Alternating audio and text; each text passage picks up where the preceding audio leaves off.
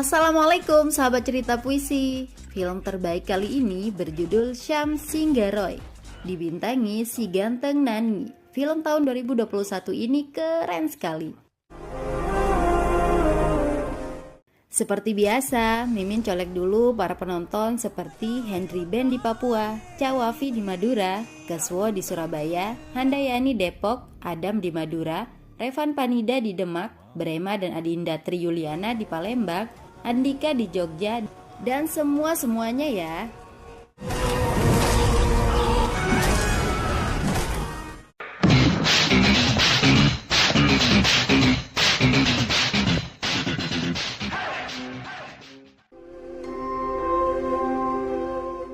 Di kota Hyderabad, seorang pemuda bernama Pasudep Ganta diperankan Nani sangat berambisi menjadi sutradara film. Sudah 2 bulan Vasu mengadakan audisi untuk menemukan pemeran utama film pendek yang akan dibuat. Ya bro.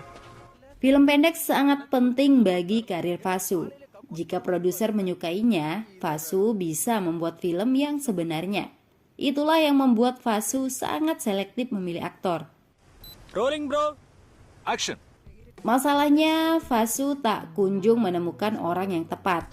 Vasu justru tertarik dengan salah satu gadis pengunjung kafe milik temannya.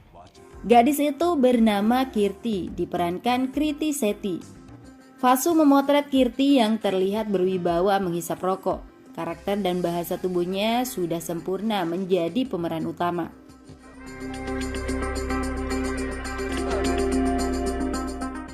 Vasu langsung menawarkan Kirti bermain di film pendeknya. Tentu saja langsung ditolak. Karena Kirti adalah mahasiswi S2 psikologi di Mumbai. Dia tidak tertarik dengan film. Penolakan itu tidak membuat Vasu dan temannya menyerah. Mereka mengikuti Kirti hingga ke rumahnya. Vasu memohon agar Kirti mau. Film adalah fashionnya, tapi Vasu tidak memiliki cukup uang untuk membayar artis profesional. Untuk menundukkan Kirti, Vasu mengancam akan menyerahkan fotonya yang sedang merokok ke ayahnya. Akhirnya Kirti tidak memiliki pilihan lain kecuali setuju. Vasu sangat bersemangat mengerjakan film pendeknya. Pagi-pagi sekali dia sudah menjemput Kirti. Cerita film pendek tersebut tentang seorang gadis yang hobi melukis sejak kecil. Vasu meminta Kirti cukup menghayati saja peran itu. Tidak perlu belajar akting. Syuting film pendek berjalan cukup lancar dengan fasilitas seadanya. Meskipun Kirti sering mengeluhkan keterbatasan yang ada, tapi dia berusaha memberikan yang terbaik karena melihat kesungguhan Vasu. Kirti bahkan mulai menikmati apa yang dilakukannya. Pada hari terakhir syuting, Kirti tengah duduk santai di kafe. Beberapa pemuda minta selfie, tapi sikap mereka sangat kurang ajar. Tingkahnya sengaja mau melakukan pelecehan. Vasu emosi melihat kejadian itu. Para pengganggu dihajar.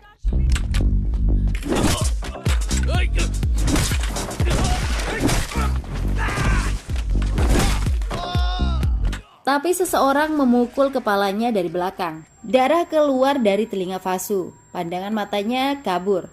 Suara-suara asing terdengar.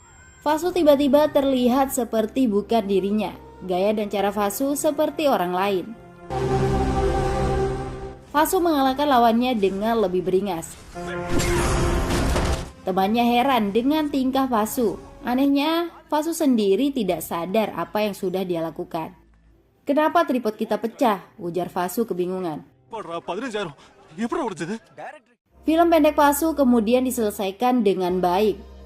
Film yang diberi judul Varnam itu diperlihatkan ke salah seorang produser. Film pendek Vasu dinilai sangat bagus, kualitasnya sudah matang. Produser mau bekerja sama dengan Vasu untuk membuat sebuah film. Vasu diminta segera menulis naskah film pertamanya. Vasu berjuang menulis naskah film. Siang dan malam, Vasu bekerja secara totalitas. Inilah mimpinya selama ini. Naskah film yang dibuat bukan seperti cerita film pendeknya. Setelah beberapa waktu, produser menghubungi Vasu kembali untuk meminta naskah film. Vasu berusaha menyelesaikan naskahnya sepanjang malam. Tapi kepalanya mumet. Dia kesulitan merangkai kata-kata dan kalimat yang tepat. Fasu memaksakan diri bisa menyelesaikan naskah malam itu, karena besok pagi harus diserahkan ke produser. Tapi Fasu merasa tidak mampu menyelesaikan pekerjaannya. Tiba-tiba mata Fasu berkunang, bahasa tubuhnya kembali seperti orang lain. Darah juga keluar lagi dari telinga. Fasu kemudian dengan mudah bisa menyelesaikan naskahnya. Besoknya, naskah itu dibaca oleh produser. Pujian benar-benar diberikan untuk naskah yang dinilai luar biasa. Apalagi klimaksnya sangat mengejutkan. Saya akan mendanai pembuatan film ini. Silahkan, bisa dimulai dari sekarang, ucap produser. Fasu semakin bahagia. Dia dan teman-temannya merayakan keberhasilan itu. Kirti juga diundang untuk minum-minum. Sekalian dia akan pamit untuk kembali ke Mumbai melanjutkan pendidikan.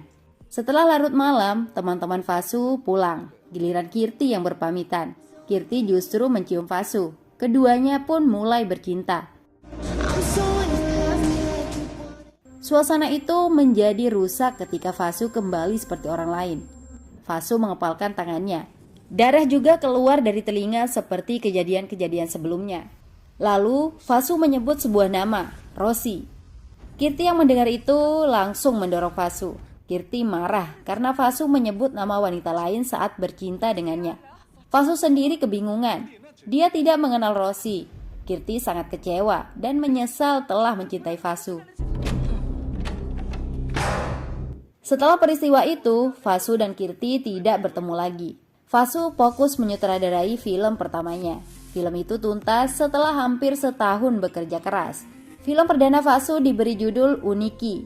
Masyarakat yang menonton filmnya di bioskop memberikan tanggapan positif. Dengan cepat, film Uniki menjadi hits blockbuster.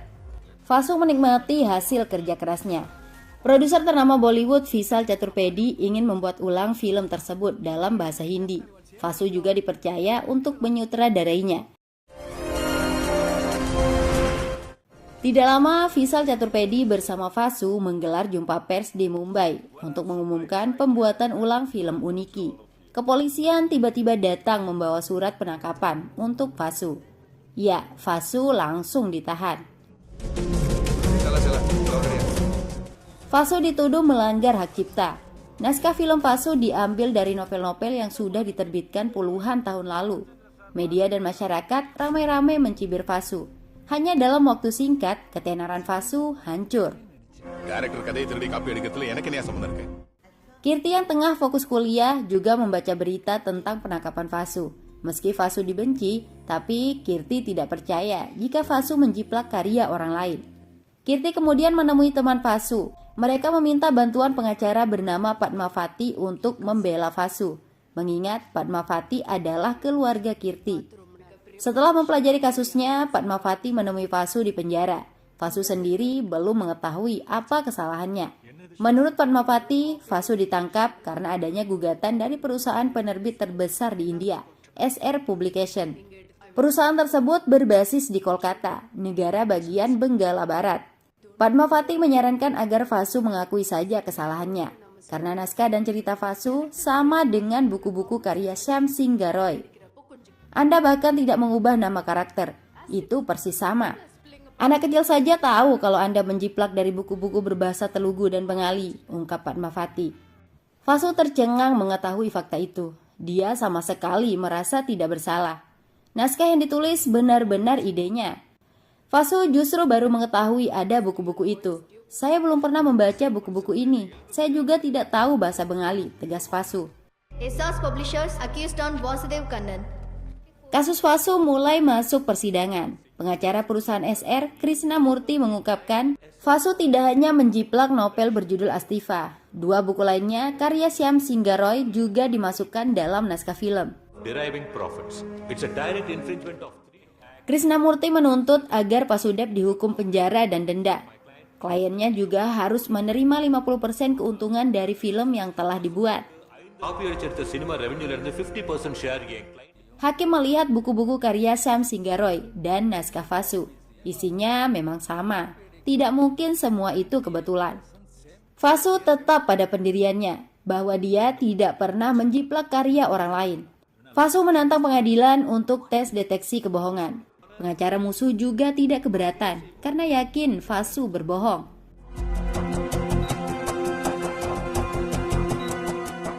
Hasil tes cukup mengejutkan. Fasu dinyatakan tidak berbohong. Conditional bail வழங்குகிறது. அதோடு further evidence. Hakim kemudian memberikan waktu 3 hari kepada Fasu untuk membuktikan dirinya tidak bersalah. Fasu juga diberikan jaminan bebas tanpa syarat. Kini Fasu kebingungan bagaimana harus membuktikan dirinya tidak bersalah. Informasi yang didapat Padma Fati, lawan mereka saat ini adalah keponakan Syam Singgaroy, pemilik SR Publication. Syam tidak diketahui lagi keberadaannya, sedangkan kakak-kakaknya sudah meninggal dalam kecelakaan. Mother Tamil அர்ஜுங்கிறதுனால ஷாம் தமிழ் பாஷை. Kirti bingung bagaimana caranya membantu Fasu. Kirti kemudian konsultasi kepada profesor psikologi di kampusnya, karena sangat aneh, naskah film Fasu sama persis dengan karya orang lain. Profesor psikologi itu menyarankan agar Fasu menjalani hipnosis klinis. Dengan melakukan itu, maka bisa diketahui apa sebenarnya yang ada dalam isi kepala Fasu. Tes itu dijalankan. Awalnya Fasu memberikan jawaban normal, tapi lama-lama ada perubahan drastis terjadi. Bayangan kehidupan lain melintas dalam pikirannya.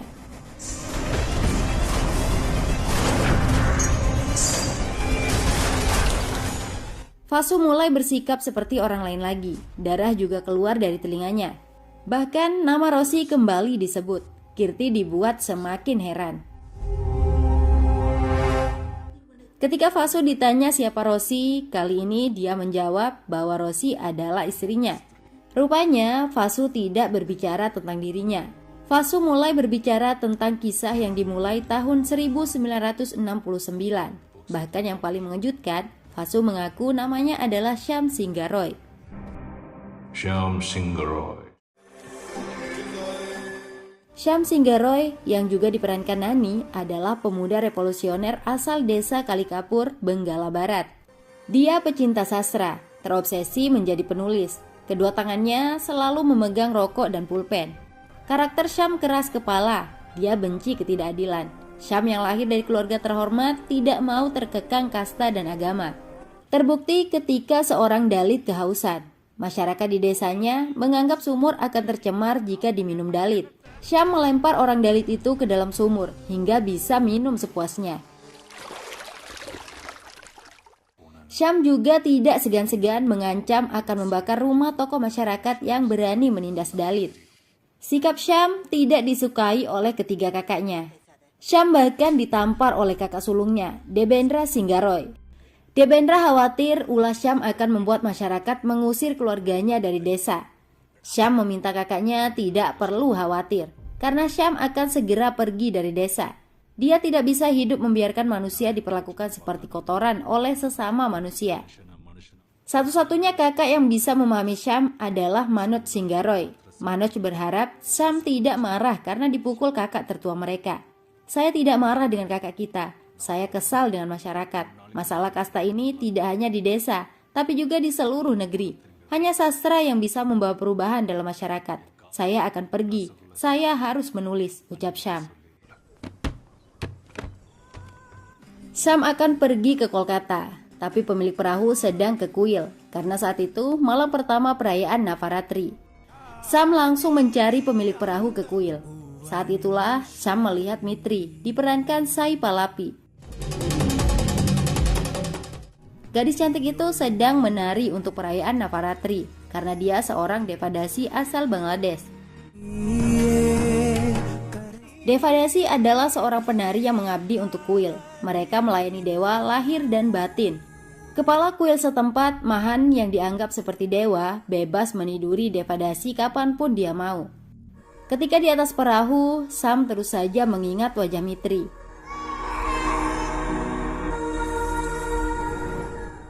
Syam kemudian memilih kembali ke desa, tujuannya untuk bisa melihat Mitri di kuil. Ketika gelang Mitri terjatuh, Syam langsung membantunya. Tanpa basa-basi, Mitri diajak keluar kuil. Mitri hanya diam saat itu, karena sangat aneh. Baru kali ini ada masyarakat yang berani mengajaknya keluar kuil. Padahal orang itu tahu jika Mitri adalah Devadasi. Rencana Sam ke Kolkata ditunda. Malam ketiga, Sam mengajak Mitri keluar lagi. Kali ini Mitri memberanikan diri untuk mengiyakan. Keduanya mulai berbicara banyak di pantai. Sejak saat itu, Sam dan Mitri tetap bertemu secara diam-diam. Mitri yang selama ini tidak pernah mengetahui dunia luar, sangat bahagia mengenal sosok Sam. Benih-benih cinta semakin berkembang di antara mereka. Mitri juga tidak lagi dipanggil sesuai namanya.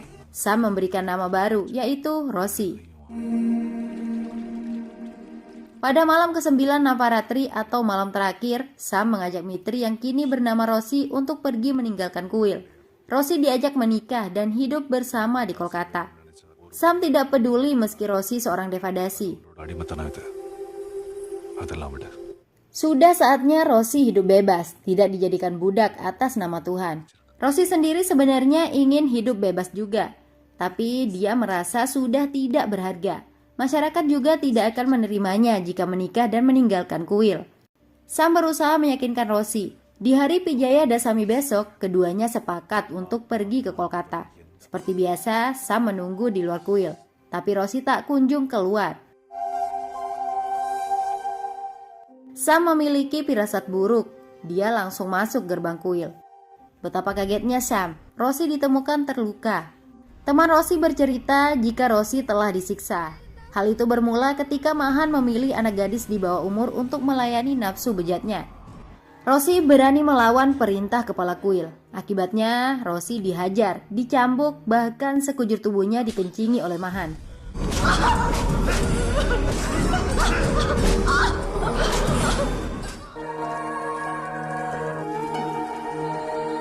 Kamu adalah budak saya, tegas Mahan. Mendidih darah Sam mendengar cerita itu. Dia langsung mendatangi Mahan yang sedang memimpin ritual. Tanpa bicara, Sam menghajar semua orang yang selama ini menindas dengan kedok agama.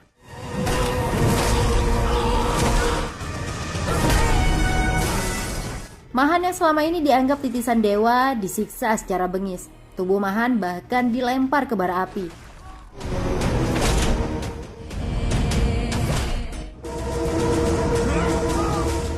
Wanita itu suci seperti kuil. Wanita bukan budak siapapun, bukan juga budak Tuhan, ucap Sam. Setelah kematian Mahan, Sam dan Rosie pergi ke Kolkata. Tujuan pertamanya mencari pekerjaan. Sam mendatangi kantor penerbit Royal Press milik Sayan Sankar yang dianggap berani menyuarakan ketidakadilan. Sayan Sankar mau menerima Sam tapi tidak akan memberi bayaran. Uang akan diganti dengan makanan dan tempat tinggal. Sam menerima itu. Dia dan Rosie memulai hidup baru. Keduanya juga menikah. Tapi dokter memvonis mereka tidak akan pernah bisa memiliki anak karena Rosie mandul. Selanjutnya, Sam mencoba menyerahkan artikel yang dia tulis ke Sayan Sankar. Tulisan Sam dinilai terlalu keras. Tapi Sankar menyukai itu, sehingga artikel diterbitkan. Artikel Sam menjadi sorotan dan perhatian banyak pihak. Sankar kemudian menyarankannya untuk menulis sebuah buku. Sam mengerjakan buku perdananya dengan totalitas. Buku perdana Sam berjudul Astiva. Buku itu laris manis dan sukses besar. Isinya ide serta gagasan Sam tentang perjuangan melawan ketidakadilan. Sam tidak salah bekerja untuk Sayan Sankar, tapi keberanian Sankar membuatnya ditangkap aparat karena dianggap melawan pemerintah. Setelah Sankar tidak ada, Sam melanjutkan tanggung jawab mengelola penerbitan. Dia tidak gentar. Sam terus menulis buku. Berbagai kalangan menjadikan buku Sam sebagai bacaan wajib. Sam sudah sukses. Rosie yang setia mendampingi sejak nol, bangga dengan keberhasilan suaminya. Tapi Rosie memikirkan nasib Devadasi di kuil-kuil yang dijadikan budak atas nama agama. Sementara masyarakat tidak mempedulikan nasib mereka. Saat itu, tahun 1975, Sam mulai menulis tentang nasib Devadasi di India. Sekali lagi, tulisan Sam mengguncang India. Banyak masyarakat dan aktivis perempuan turun ke jalan melakukan aksi unjuk rasa.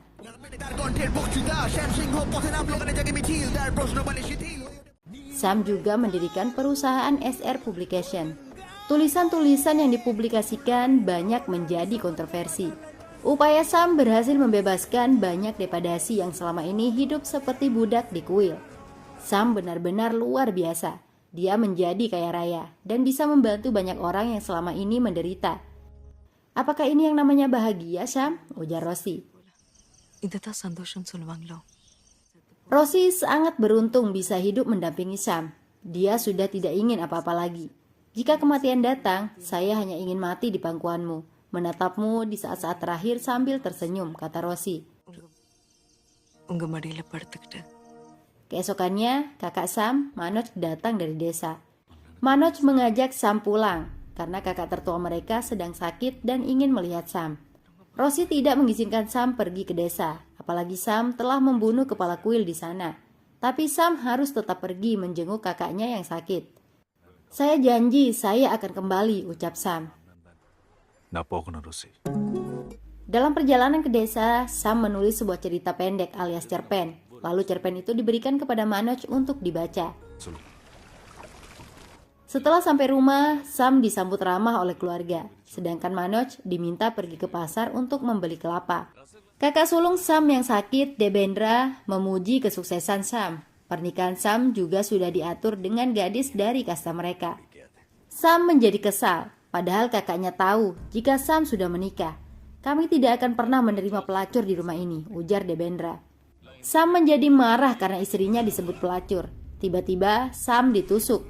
Sam memang direncanakan untuk dibunuh, karena tindakannya dulu telah membuat keluarga diasingkan oleh masyarakat. Sam harus dibunuh untuk mengembalikan kehormatan keluarga. Sungguh memilukan. Sam ditusuk oleh kakak-kakaknya sendiri. Sam tidak bisa melawan. Dia justru memeluk kakaknya. Sam hanya bisa menangis karena harus mati di tangan kakak-kakaknya. Manoj yang baru pulang dari pasar begitu kaget melihat Sam sudah terluka parah. Di saat terakhirnya, Sam memikirkan nasib Rosie. Sam sudah berjanji akan kembali, tapi justru tewas. Kembali ke saat ini tahun 2021. Kini Vasu sudah menyadari bahwa dirinya adalah reinkarnasi dari Sam Singaroy. Vasu langsung pergi ke Kolkata mencari Rosie. Bayangan samar yang sering datang kepada Vasu kini semuanya menjadi jelas. Sayangnya Vasu alias Sam tidak menemukan Rosie di tempat tinggal mereka dulu. Rosie dianggap sudah meninggal. এত বছরে তো রোজি দিকে কেউ খুঁজতে আসেনি। Persidangan kasus hak cipta dilanjutkan kembali. Pengacara Vasu sudah menjelaskan jika Vasu adalah reinkarnasi dari Sam Singaroy, artinya tidak ada pelanggaran hak cipta. Pengacara lawan Krishnamurti mengolok-olok pembelaan Vasu. Baru kali ini dia menemukan orang yang membela diri dengan alasan reinkarnasi. Semua itu tidak bisa dijadikan bukti. Padmavati tetap membela Vasu. Reinkarnasi memang sulit dibuktikan. Hakim kemudian menunda sidang. Pembacaan keputusan akan dilakukan besok. Keesokannya, putusan akan dibacakan. Hakim menilai bukti dari pihak Vasu sangat lemah dan tidak logis. Namun tiba-tiba ada seseorang yang ingin bersaksi di persidangan. Orang itu adalah Manoj Singaroy, kakak Sam Singaroy yang masih hidup. Manoj sudah tua renta, umurnya 85 tahun. Ketika melihat wajah Vasu, Manoj langsung memanggilnya Sam.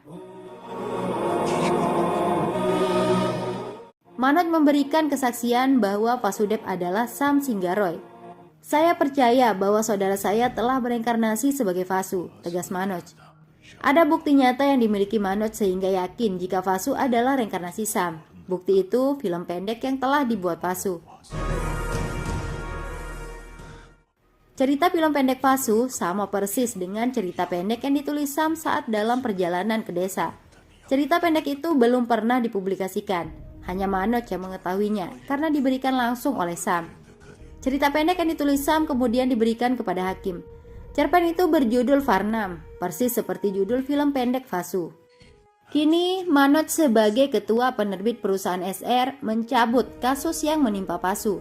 Karena Vasu bukan hanya penulis asli cerita, tapi juga pemilik perusahaan SR. Akhirnya kasus Pasu ditutup. Manoj kemudian meminta maaf kepada Pasu alias Sam karena dulu mengajaknya pulang ke rumah. Manoj juga mengungkapkan jika Rosi masih hidup. Pasu langsung pergi menemui Rosi. Kehidupan Rosi diisi dengan mengajar anak-anak menari selama ini. Pasu menemukan Rosi seorang diri di pinggir pantai.